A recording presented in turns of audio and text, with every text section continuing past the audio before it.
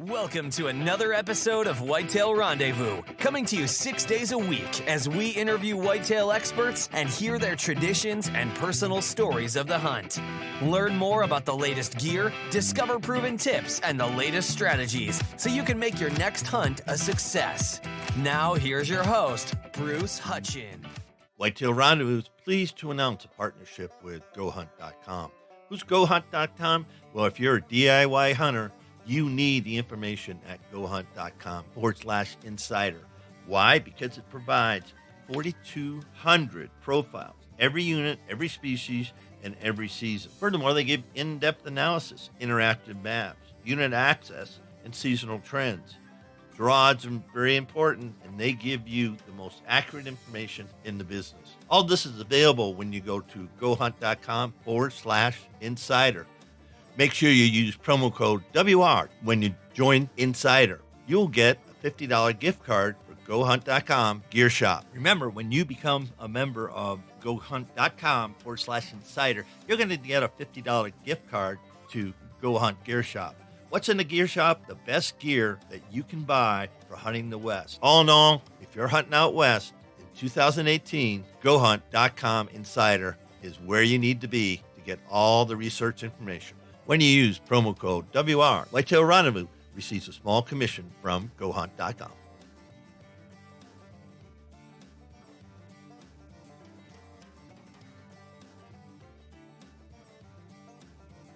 Hey, welcome to another episode of Whitetail Rendezvous. We're heading down south, and a good friend, in fact, this is our anniversary. Bianca Burnett was on the show a year ago, and she's got a special story she's going to lead off with.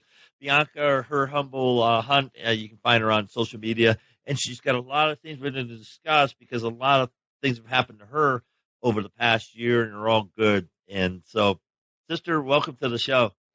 I'm so happy to be back. I was so thrilled to get reinvited, and I'm back with you again. Well, tell us about, a year ago, what happened. I got you on the show. You're a little nervous. You got on the show, but then some wonderful things happened. What the heck was up with that? I was so nervous. Not that I'm not still. Well, the same week that I had spoken with you, it was either 2 or 3 days after we had spoken, I had went out with my bow. Literally, it was one of those beginners you don't know, so you just do whatever at that point. So I went out and turkey hunting. I'd found the gander before, but I hadn't been able to get a shot off. Same week I spoke to you, I dropped a bird, flopped a bird. Sorry, it's deer terminology. It comes out of me. And I was just amazed at how I actually had said, I think Bruce is my good luck charm when it comes to turkeys. And so, who knows, hopefully this week, maybe we'll talk today. I head out this weekend for a new piece of North Georgia land. So we'll see if history repeats itself. I bet it will. I'll put money. I'll put money on that. That's a heck of a thing. And we were just on Facebook Live, folks, and shared something that Bianca posted on Instagram with Rosa Parks, and let's just start off the show with that because I think that shows who you are, how you're maturing, and how you're, as I say, you're really comfortable in your own skin, even though you're, interracial person, and some people just don't know how to handle that. So you addressed that, I thought, really, thoughtful and insightful. You did a heck of a job with that little piece, and hopefully you put that on your blog because, it got right down to who the heck you are, and you're a beautiful person inside and out, and, so talk to us a little bit about that. I did. I have a snippet on my blog. Sometimes Instagram cuts you short because you don't really get to entail everything that you wanted to. So I did the best I could with it.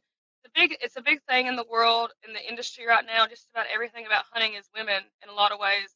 Sorry guys, a lot of attention is going to women, and I guess growing up, I've always been different. But to me, I was the same. I never felt like I wasn't American, that I wasn't a U.S. citizen. This is where I was born. But oftentimes people see me as, I do have dark hair and I have skin and my traits are different. So, I just wanted to be open and say, you're not offending me. When people ask me more times than I literally can count in my lifetime, the exact words, what are you? And if you didn't have the right attitude, you could maybe get offended by that. But I've just learned to laugh and giggle with it. There's an amazing lady that I linked up with recently. Her name's Celie, and she about how the world for women who hunt is evolving and it's growing and it's changing, and even more so the insight of women of minority that are taking to the outdoors is just another area that we're shining light on. Where I never like to think about race or color diversity. To me, like Rosa Parks said, there's only one race, and that's the human race. I guess, hearing things like minority and stuff, to me, it's just, so you're a woman, I'm a woman, she's a woman. But it's a beautiful thing to really just sit back and be a part of this world in your own little way. And so I made the post for people to know that, you can speak to me. You're not offending me. I'm a very approachable person. I'm always happy to have messages and speak to people. And so, yeah, it just really sums up that to me, we're all equal, especially in the world of hunting. Like I've said, I could speak to a complete stranger. If they said broadhead or, something in regards to something I like, and I could hear them, I've heard somebody over an aisle, and I'm like, what did you say? And so I think all of us can be that way. If you love doing it, you're always looking for a way to get your hands in it and like to learn. That's what makes us. We're all a human race, and we all love and are passionate about the outdoors and hunting. So why let something like your skin color ever separate you? Like Bruce, I think at one time you had said something about, we're all the same, and that's true. We're all the same. We all love the same things. Yeah, and I call it common ground, and that's what we have. When we're sitting around the campfire, we're all on common ground. Trucks go out. We were laughing about Fords and Chevys and 30-06s and 270. We were giggling about that, but that's part of the campfire chat, and because Bianca just smoked Tom this morning and flopped it on its ear, and then I missed 3 times, and we're giggling because that's what you do in deer camp or turkey camp. I mean, that's what you do because that's some of the best parts of it. Yeah. That's some of the best part is, and around the campfire when it's dark, you can't hardly tell who everybody is anyway. We've all got hoodies on. We all smell the same. You wouldn't even know I was a woman if you didn't hear my voice. And that's some of the best part is that communion that you come together. Like, I came back from South Georgia with our very best friends, and that's an hilarious story. I didn't even realize how funny it was until I realized that's not normal for people. But we got no turkeys. But we had such a good time that it didn't matter. That it was about being in the moment. So. And graphs. I don't know where the tone of this whole episode's going to go, but just grasp who you are, be comfortable in your own skin as Bianca is, and then reach out to other people. And if it's uncomfortable in some shape or form, I just watched the movie Wonder about that kid in New York City, and his face was deformed at birth and lots of surgeries. But a brilliant kid, smart kid, and everybody. It took a while for everybody to figure out he was just a kid. He was no different than they were, and he's just a kid. But you have to get through that mask, and he literally, he did look different. There's no question about it. And so many times we back up because it's like, what do I do? How do I do? I don't want to offend somebody. I'm uncomfortable. I'm uncomfortable. You're not uncomfortable, but I sure as heck am. So I don't know what to do, and you lose a wonderful opportunity. As we said, to reach that common ground. And I think as hunters, we need to reach out to people. And I was talking to a friend yesterday on the show, and we talked about Adam Keith from Len Lacey, and we talked about, what if you went to somebody at work or somebody that you knew, your neighbors, and said, hey, me and a couple of guys and a couple of young kids are going up to the cabin, and we're going to hang out, we're going to tell stories, and we're going to eat some really good food, and we're going to go hunting if we want to, and just depends what's happening, and just low key it all. It's not, oh, you got to have this, you got to have that. Just invite someone along for an outing. And the guy said, we're going hunting. Yeah, if you want to. I mean, it's no big deal. A lot of people are waiting on that. They're waiting for that opportunity. Just to be invited. And we really talked about that. And we missed so many opportunities thinking, oh, I got to make sure he's got all the gear, and I don't want to babysit somebody and licenses and all that.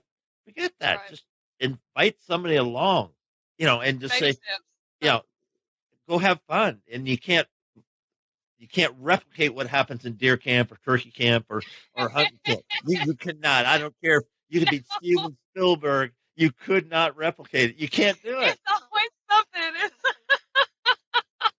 And I'm it's giggling. hilarious. And I'm giggling. Sorry. well, I know, no, but if we took it out of the context of hunting camp and we put it on the big screen, people would just say, "Are these guys on drugs or what or Yes. whatever?" Just pick a topic. Yes. I had just literally that I had made the article. I'd finally typed it up, and I was dying. It was like 4 in the morning at my house. I was dying, like I was choking, telling the story of the last time we were at turkey camp, and I lived it. And I was laughing because I was like, "This is nuts. This is insane." But to us, this is just life. But I started tearing up because I was like, life is just so good. It's like it's just perfect when you are where you're doing what you want. You cannot replicate it. Every trip is different. You can't make it up. It's just insane. No, you just It's great. pack up and roll out and see. Hopefully you make it home. Or you Well, might show up at camp at 3 in the morning and have to be up at 5. You got there and you went. you win. It doesn't. It Yeah. really doesn't matter. And folks, hopefully some people are, I use the word nine hunters. This is what hunting's about. We're a couple adults, a guy and a gal just talking about things that you'll never realize until you go. Now, if you've been an athlete, you've been in that sports arena and stuff like that, maybe Boy Scouts and stuff like that. But I'll put hunting camp, because here's the secret to me, and I'm an elder now and at the bunkhouse. But when I was 19, 20 years old, nobody taught me how to hunt. And there were two people I met at deer camp when I was invited. Harry Shear, he's passed on, but he told me about hunting the West and doing this and doing that. And so the old guys feed into the young guys. Same thing with the older women feed into the younger women.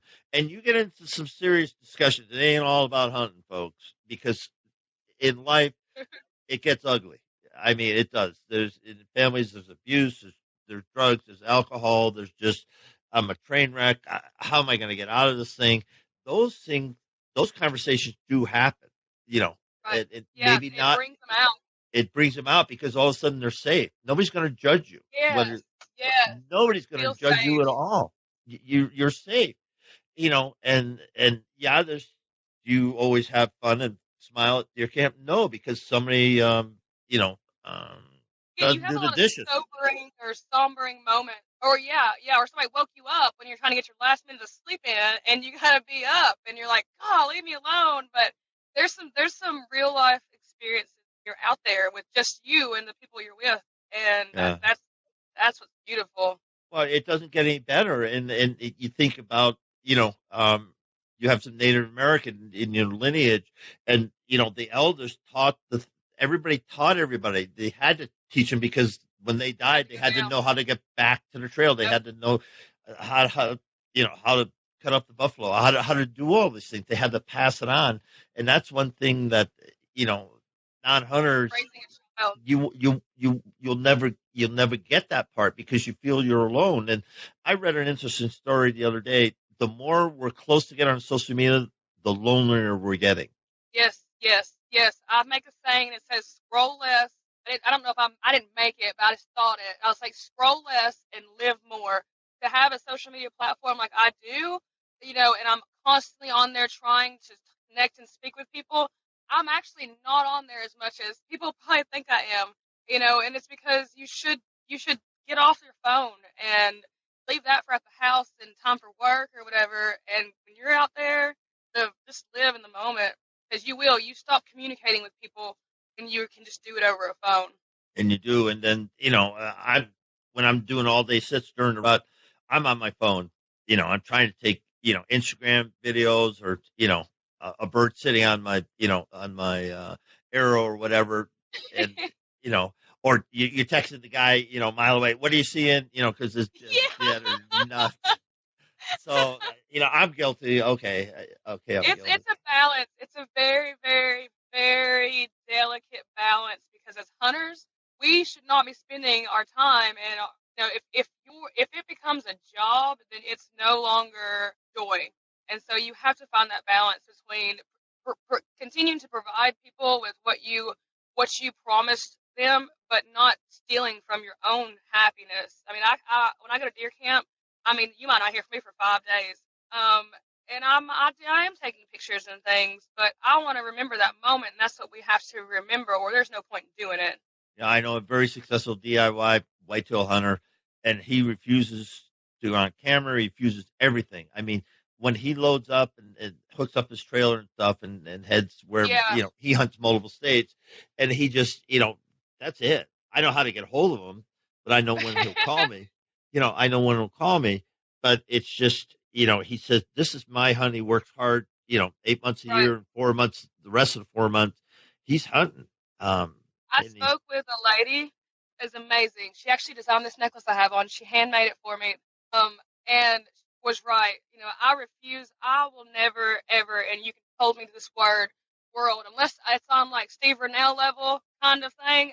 I don't ever, want to be in that type of setting where it's disrupting the filming and anything like that's disrupting.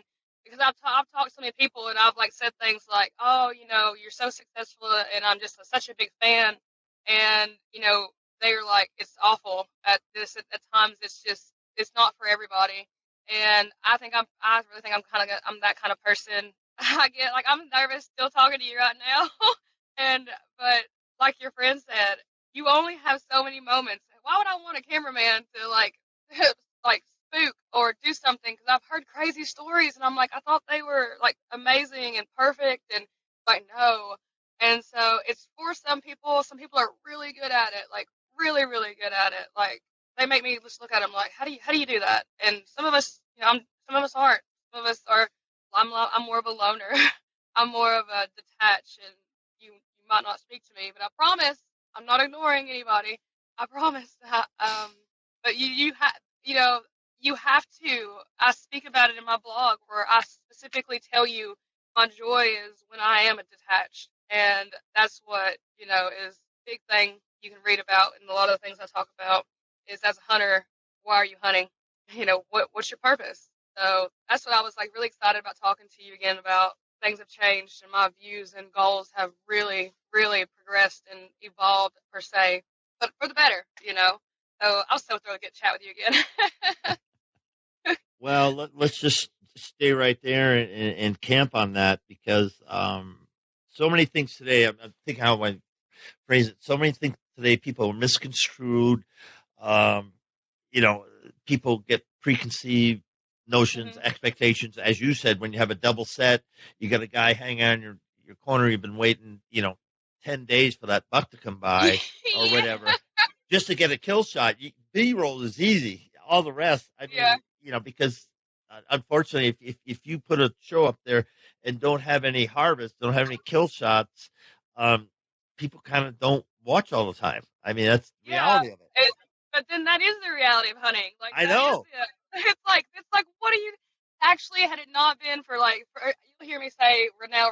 He was one of the first people that I ever watched on TV, and I'm so glad that I did because he showed me it's hunting. He showed the side of on film, the hard work, the days, the weeks that you get nothing, and sometimes it's like sometimes you'll see an individual walk out and they'll drop a big game animal every single time.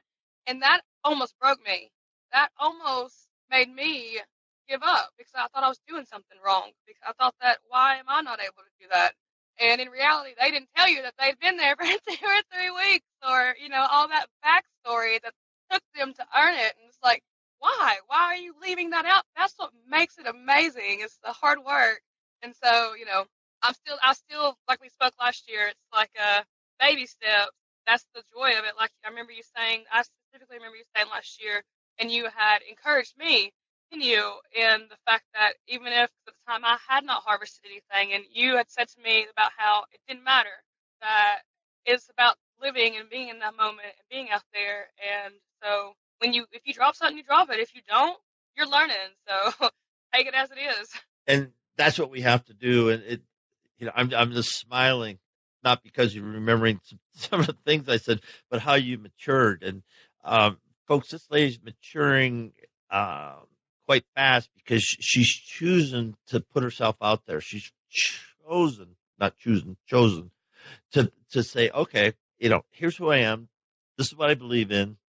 This is how to reach out to me. This you can read about me, and transparency, if you wish. Yes. I know you got engaged. I know you.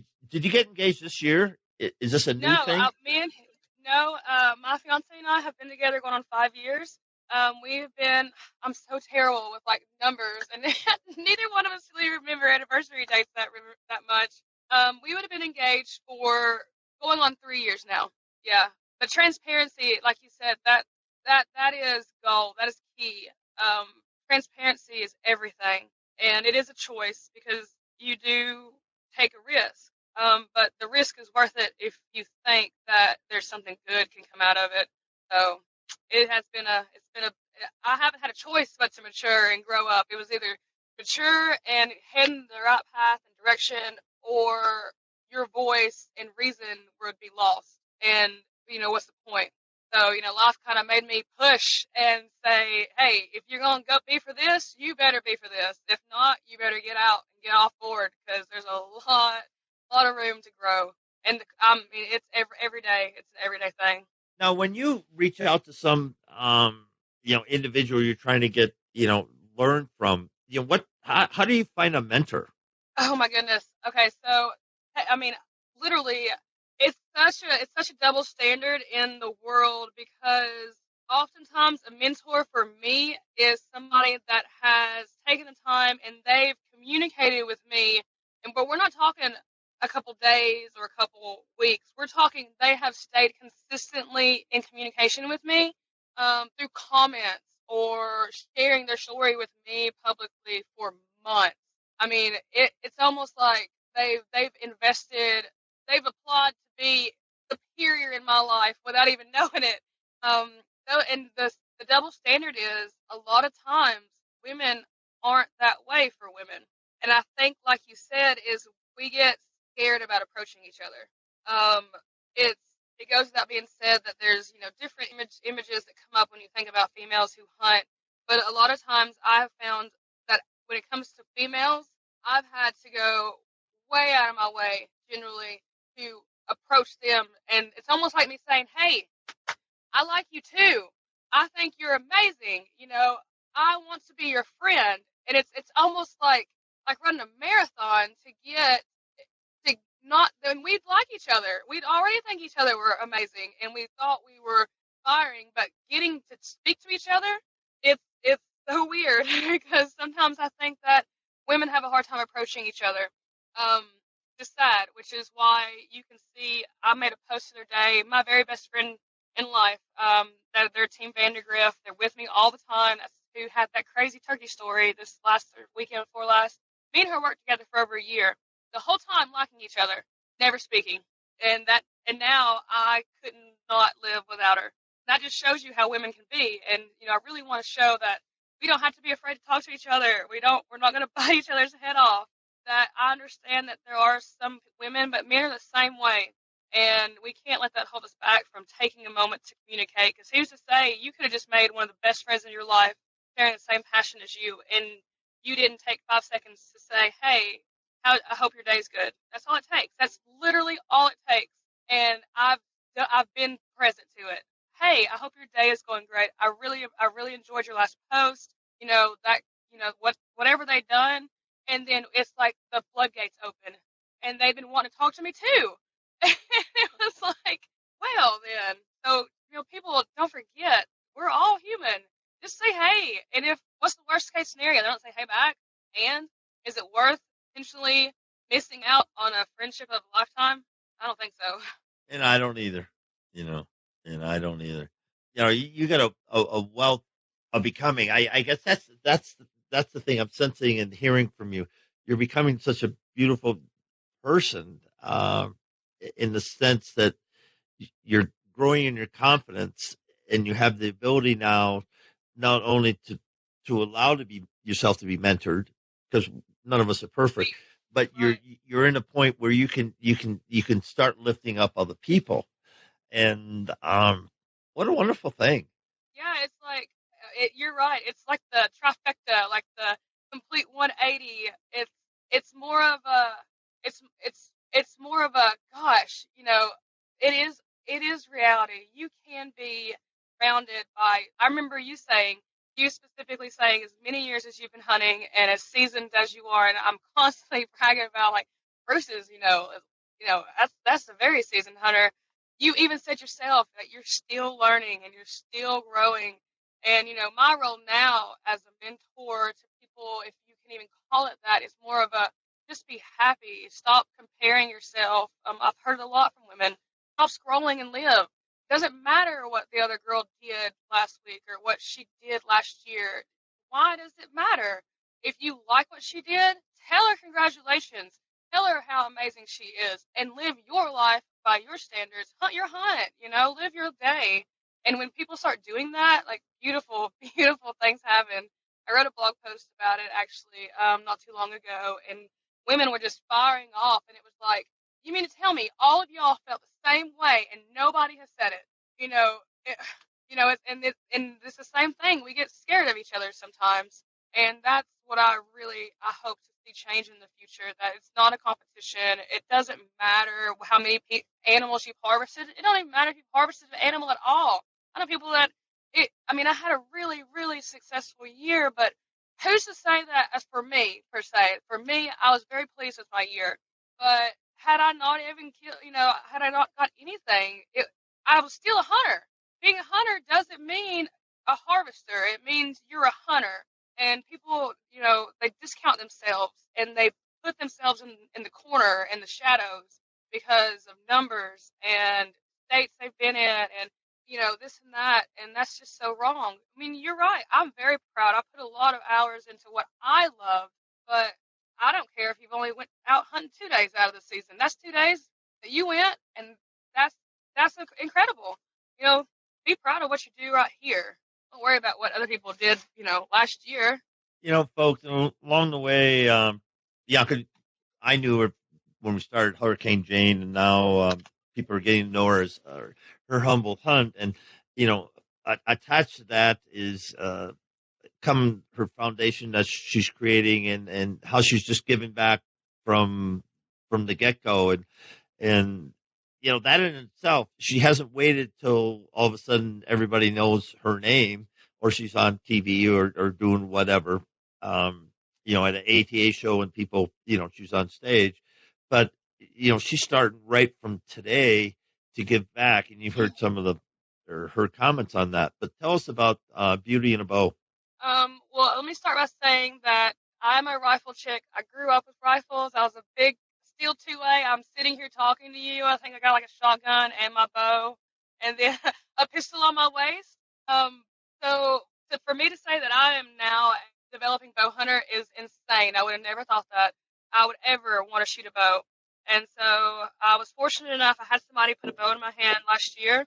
I shot it one time, went home, and I didn't know how I was going to put back that money that I just spent on that bow, and I bought me a bow the next day. My No. college tuition.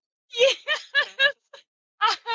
You can read that. That's in the story. It's there's a nice write up in my blog about Beauty and her bow. But yes, Bruce, I had my tuition was coming up.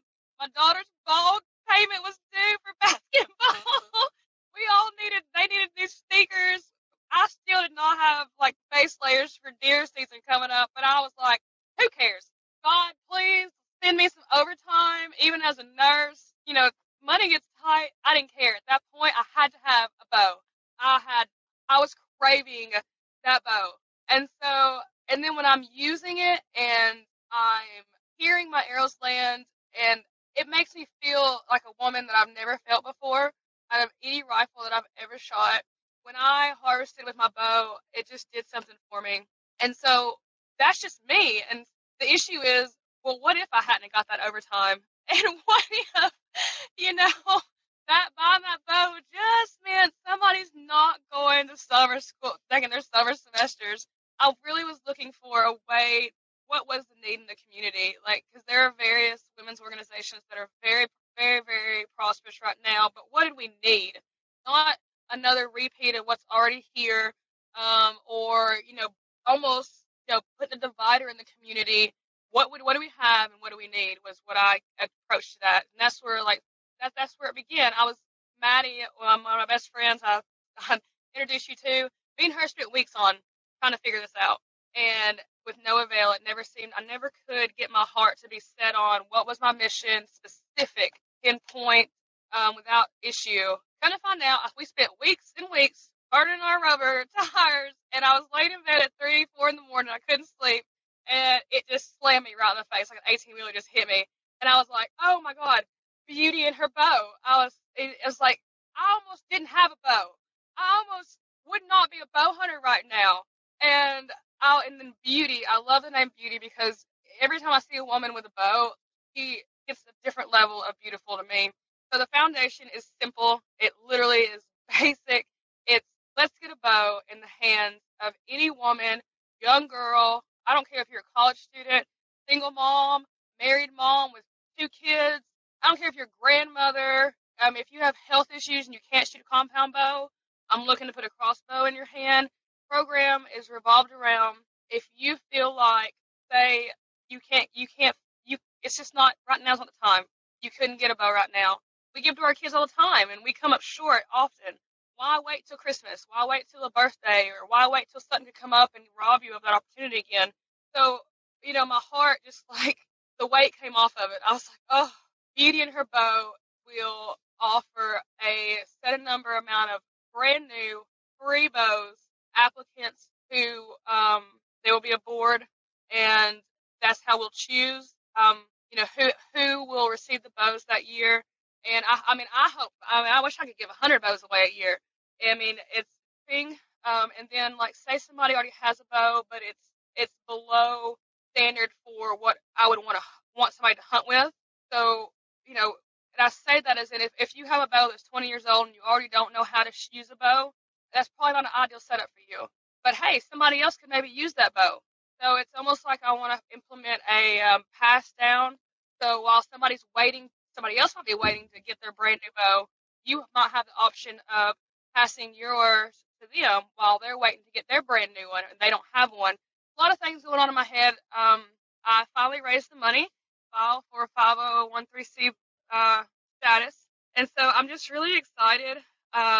Being a hunter period has been literally life changing for me. Dealing with some personal history and stuff, and finding that peace again in my life has been something that I've literally cried to people about because I'm almost 30 years old and I've never found something that was so perfect. And then you add bow hunting to that, and it was just I might as well as paradise. I wanted to give that to anybody that says, hey, I want it. And then the foundation will also have a sort of a board and because like I said in my post, I'm still a developing bow hunter. I still have mentors that are out of state. So the program will offer a mentorship program where very seasoned, very well-developed female bow hunters can come on board in the forums and answer how-to questions. The new bows also will be hand set up by me. I will work on them and adjust them in-home with my bow press and do how-to tips and videos. And so, I'm just excited. It's exciting to think that not only there's going to be more women that hunt, but then more female bow hunters. Just my face is going to crack. Just smiling about it. But not just being a bow hunter, but being a knowledgeable bow hunter. Knowing your bow, knowing exactly what you're doing. If you have an issue, you know what terminology to use. It's just amazing. I'm just I'm ready to I'm ready for it to happen last week.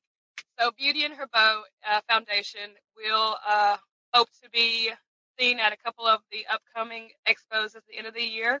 It will be all volunteer based with my board of directors, and the sky is not the limit. Like somebody told me today, the saying goes, don't tell me the sky's the limit when there's footprints on the moon. So I'm just really excited. I'm getting all tore up over here.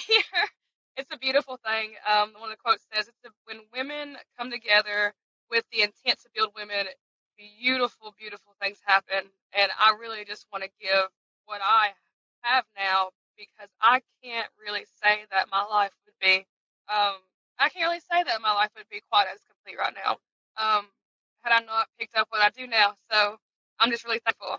And there's no telling who else out there was just like me. I feel like I'd been around the world and back, and I still didn't feel complete in my life. I had 3 college degrees, 2 children, a beautiful family, but I didn't have anything that really just like set my life on fire. So I'm just sorry. And so I'm just like, I'm thankful. I'm thankful for the women that did reach out to me. And I'm thankful for the ones that did take the time to say, it's okay, you don't have to be perfect, that we love you anyway. And I can't never say that thank you enough. And so the least I can do is like try to give it back to somebody that was like me. And so, sorry. It's more than a hunt. It's a lifestyle. It's a happiness that some people may never find somewhere else. So I'm looking for anybody that wants to just be a member, a part of the development. Like I said, it's all volunteer work. It's a nonprofit organization. I'm looking right now for archery companies and dealers that will be a part of this. I'm not looking for a handout. I don't need you to give me free bows. I look to raise money in different forms. What I need is, companies to say, I want to be a part of that. Nonprofit doesn't mean free. It doesn't mean handout. It means somebody's working in the background so that these things are free for somebody. And so anybody can be a part of this. Anybody that has a heart for the outdoors and women and hunting and bow hunting. It takes a community to provide the next generation. And so literally, I just want to say thank you. I have so many women that have been a part of this, and they've been a part of me, and they'll be a part of the future.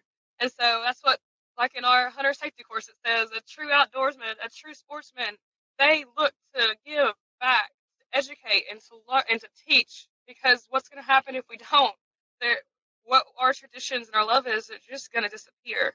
I picked it up at a late age, and I'm just thankful because my children would have never, ever had the opportunity to know what it's like to make a turkey come in or to sit and watch deer all day and say, I'm not going to shoot them or know when to shoot and all these little things, you learn all of them little by little. And I'll do that because of my mentors and my friends and the people that have been on FaceTime with me at like 11 o'clock at night because I just can't figure something out. And I'm like, are you awake? Or they'll be on FaceTime with me with my tripod and I'm shooting my bow and we're critiquing my form and really just trying to make improvements. Those are people that, I never paid them a penny. They didn't ask for anything. They just asked that I work hard. And so that's why I feel like people's hard work like that needs to be given. It needs to be paid for in other ways. So that's that. That's Beauty and Her Bow. That's my baby right now. With the work of a lot of hard work and different people in various aspects coming together, I hope to make other people's and other women's like just make like when I got my bow, my face cracked. So yeah, that's Beauty and Her Bow in a nutshell. You can read about it on my blog site. It's under Her Humble Hunt. Also under the nonprofit section of my blog, I showcase all kinds of different nonprofit organizations. If you want to be a part of something and you, in whatever way is best for you, there's a place for you. And you can look on the site. It has a lot of different areas, whatever you may be good at. You don't have to give money all the time. You can just volunteer, be a mentor. Georgia right now has a mentorship competition going on. And if you win, what was it? I think you get a free hunt somewhere or something. Can't remember what it is, but it's a mentorship competition where you take a young child or a youth out and you spend a whole season teaching them. So if you're looking for information, you can find things on Beauty and Her Bow under nonprofit, along with various other organizations that I very much care about, and they're doing a lot of great things for people across the country. So, sorry. Well done. Well done. Here's what I think we're going to do. We're going to take a break. We're going to end this recording here and thank Bianca Burnett. And then Bianca and I are going to chit-chat and see if we're going to go for a little while longer to see how we're going to do it because, Bianca just offloaded, downloaded, gave anybody who listens to this podcast a lot of reasons to get involved in other people's lives, in children's lives. Here we're talking about women, obviously, but the bit that it changed your life, and if you've never been there, if you've been up against it in your life, and it wasn't pretty, it was ugly, and then all of a sudden the sun comes up, and all of a sudden there you are sitting in a tree stand, and the birds are chirping, and the squirrels are doing what they do, and the owls are hooting, and the deer are doing what they do, and all of a sudden you're in this place you never would have thought you'd be.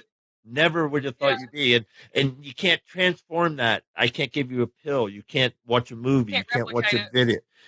But you have to go through sometimes the pain to get to a place and you articulate it so well. You get to a place that this is so beautiful, I don't know what to do. And we're talking about hunting folks. But Bianca got to a place that was so beautiful. She's now just bubbling over, and it's just I can't wait to see what the heck's going to happen in the next 12 months. But with that, we're going to log off, and you can get a tissue and a drink. And folks, thank you so much for listening. And of course, this is your host, Bruce Hutcham from Whitetail Rendezvous. Everybody's heard about Beauty and the Beast. Well, Bianca Jane Burnett's going to come on the show next and talk about beauty in her bow. And it's quite a show, folks. You're going to have some laughs, and you might even shed a tear or two. But Bianca Burnett, her humble hunt, is going to be on the show next, and it's a special show. That's all I'll say. Thanks for joining us. Be sure to tune in tomorrow for another episode of Whitetail Rendezvous, where you can listen and learn from the experts so you can be more successful on your next hunt. Until next time, listen, learn, and succeed.